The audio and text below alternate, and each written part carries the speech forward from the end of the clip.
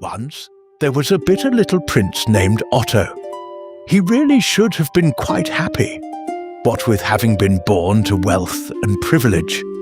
But he recently learned of his older brother's heroic death, fighting off invaders to their homeland, and this had created a huge uproar.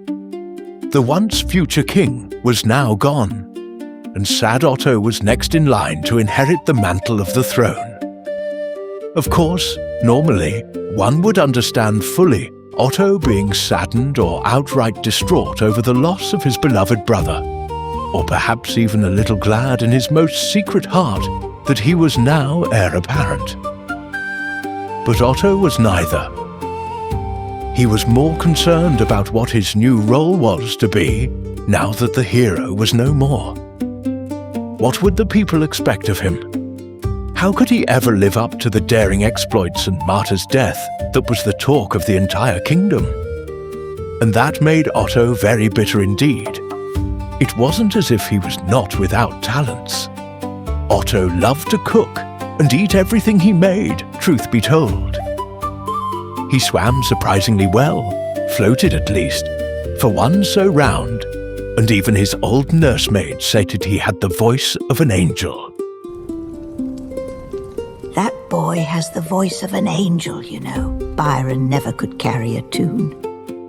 But Otto knew that there were chefs aplenty in the kingdom, and that everyone ate too much when they could get enough food.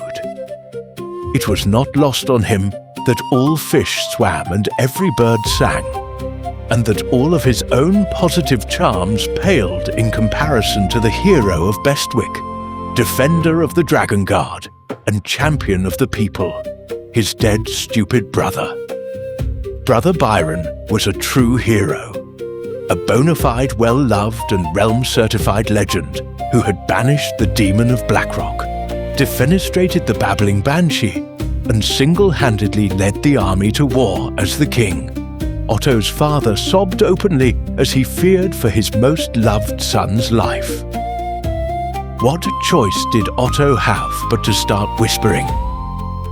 He started first in the stables, pointing out that Paladin, Brother Byron's champion steed, had been sadly neglected by his former owner, and that his hunting dogs had become rabid once they were left behind by his brother's untimely death.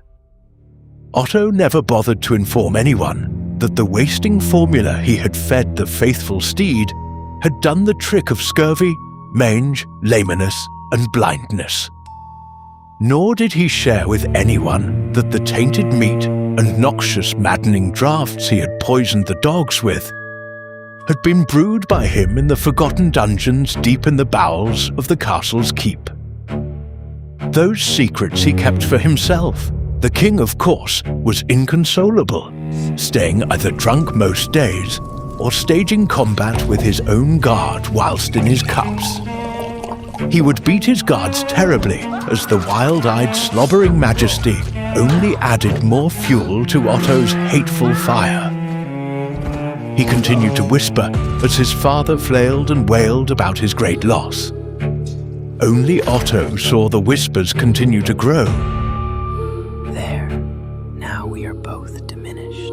As his father collapsed in the courtyard with his rage and anger spent in futile torment. And this made him happy. As the rumors built, Otto stalked the town market, his head down, carefully sharing his brotherly knowledge with the drunks at the tavern and the doxies in the pillow house. He spun his web of lies that Byron was a drunkard with unnatural habits that made even the harlots blush in shame. It wasn't long before the entire kingdom had nothing good to say or share about his beloved brother, or even the state of the realm. Whispers are like that. They grow.